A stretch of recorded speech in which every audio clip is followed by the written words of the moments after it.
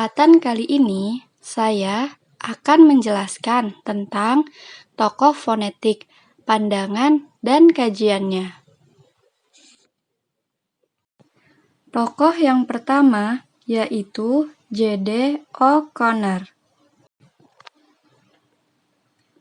Menurut O'Connor, fonetik ialah ilmu yang bersangkut paut dengan bunyi-bunyi ujar yang dihasilkan oleh alat ucap manusia.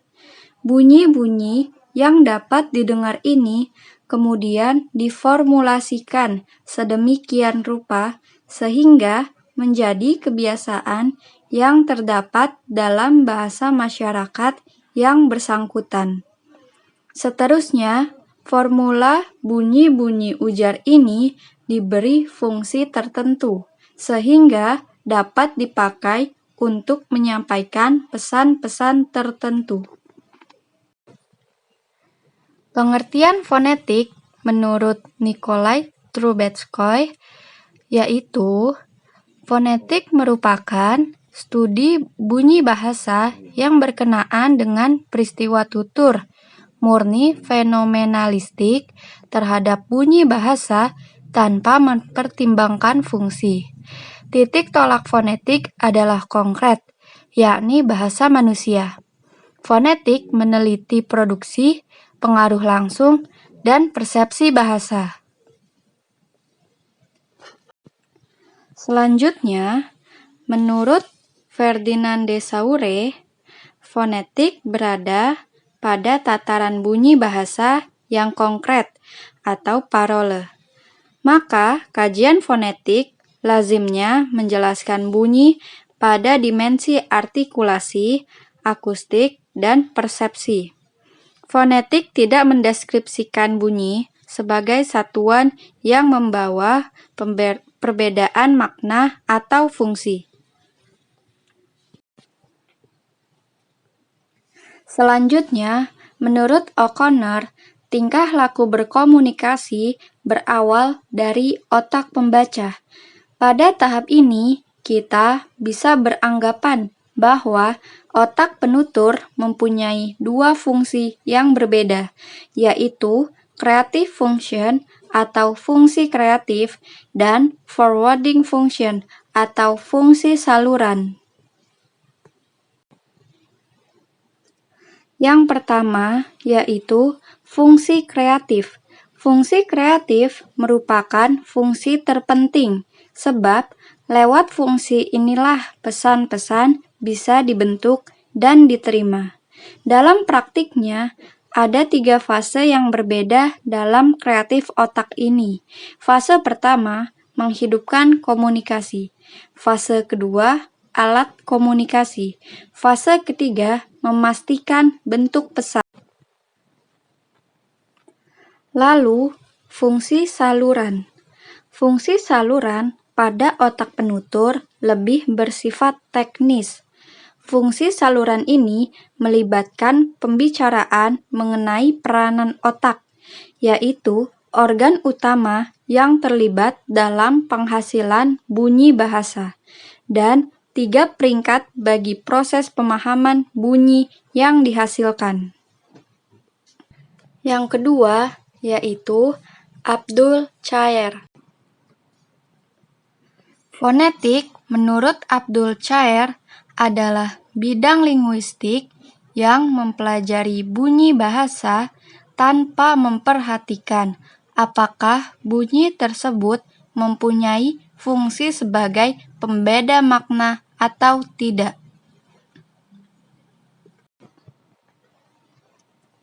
Kemudian, menurut urutan proses terjadinya bunyi bahasa itu dibedakan dengan adanya 3 jenis fonetik, yaitu fonetik artikulatoris, fonetik akustik, dan fonetik auditoris.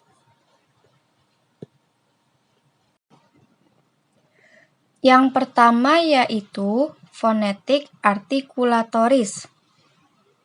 Fonetik artikulatoris ini bisa disebut juga fonetik organis atau fonetik fisiologis, yaitu mempelajari bagaimana mekanisme alat-alat bicara manusia bekerja dalam menghasilkan bunyi bahasa, serta bagaimana bunyi-bunyi itu diklasifikasikan.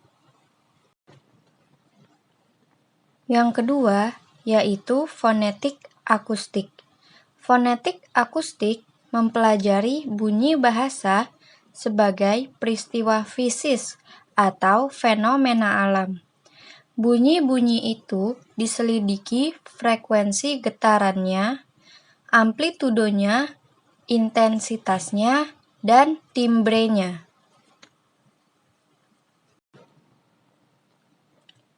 Sedangkan fonetik auditoris mempelajari bagaimana mekanisme penerimaan bunyi bahasa itu oleh telinga kita. Dari ketiga jenis fonetik ini, yang paling berurusan dengan dunia linguistik adalah fonetik artikulatoris, sebab fonetik inilah yang berkenaan dengan masalah bagaimana bunyi-bunyi bahasa itu dihasilkan atau diucapkan manusia. Sedangkan fonetik akustik lebih berkenaan dengan bidang fisika, dan fonetik auditoris lebih berkenaan dengan bidang kedokteran, yaitu neurologi. Meskipun tidak tertutup, kemungkinan linguistik juga bekerja dalam kedua bidang fonetik itu. Yang ketiga yaitu Masnur Muslich.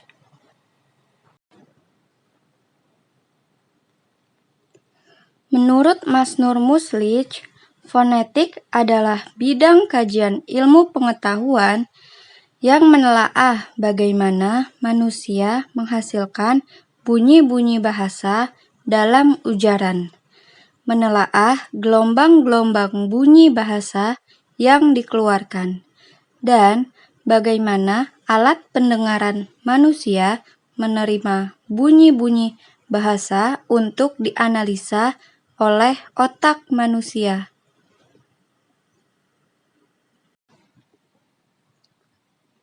Selanjutnya, tahapan komunikasi.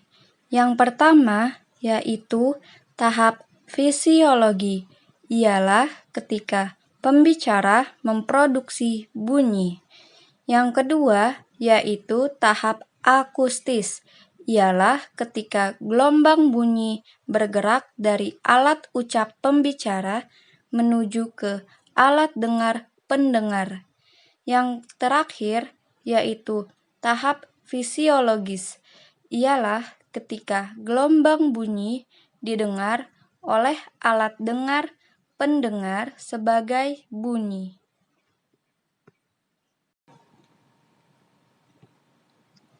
Lalu, proses pembentukan bunyi.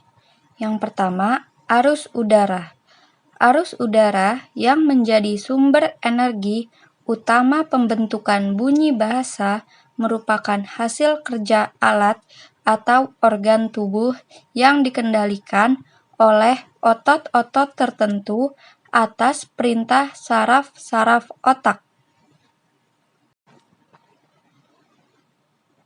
Yang kedua, pita suara. Pita suara merupakan sumber bunyi.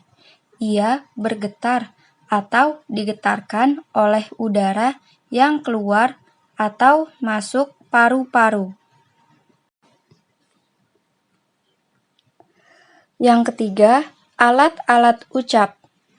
A. Komponen supraglotal, meliputi yang pertama, rongga kerongkongan, berfungsi sebagai tabung udara yang akan turut bergetar apabila pita suara menimbulkan getaran pada arus udara yang lewat dari paru-paru.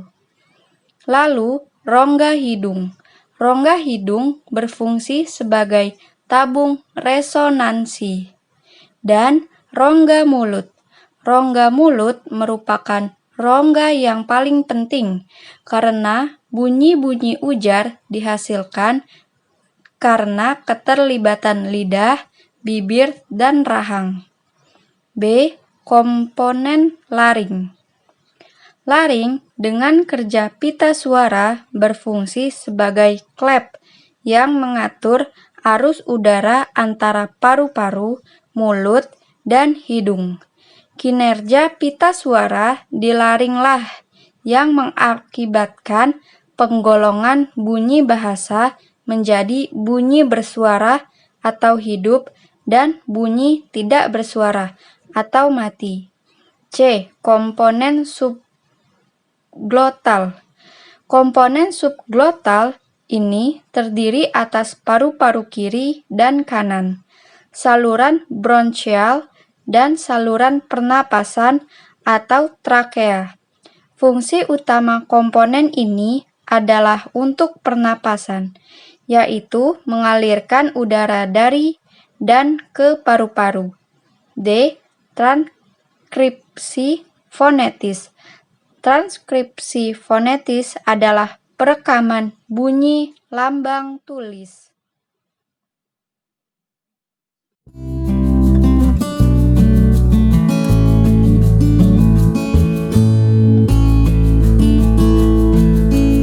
Terima kasih telah menyaksikan dan semoga bermanfaat. Jangan lupa di-subscribe dan di-like ya, karena dapat menambah nilai saya. Terima kasih.